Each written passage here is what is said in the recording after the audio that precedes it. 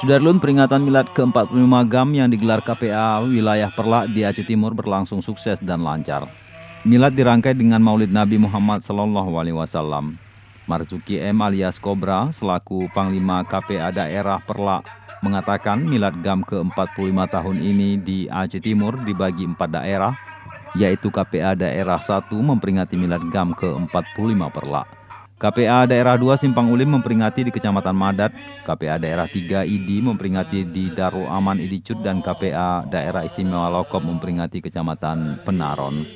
Kobra mengatakan peringatan Milad GAM tahun ini di Idi dengan doa bersama, santunan anak yatim piatu, dan dengan diisi tausiah.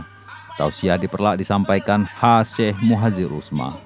Dalam tausiahnya, Syekh Muhajir Usma menyerukan pentingnya mempertahankan dan memperkuat persatuan untuk kejayaan Islam dan Aceh di masa yang akan datang. Sementara amanat Wali Nanggro disampaikan oleh Panglima Sago Bandar Khalifah Husaini bin Ismail. Mari wujudkan impian teman-teman kombatan. Mari wujudkan impian rakyat Aceh bahwa kita masih ada. Jangan lagi dipandang sebelah mata. Saatnya pemerintah Aceh, pemerintah pusat menuntaskan apa yang jadi hajat dan janji mereka. Demikian, wallahu muwaffiq ila aqwamit thariq. Wassalamualaikum warahmatullahi wabarakatuh. Dari Aceh Timur, Seni Hendri, Serambion TV.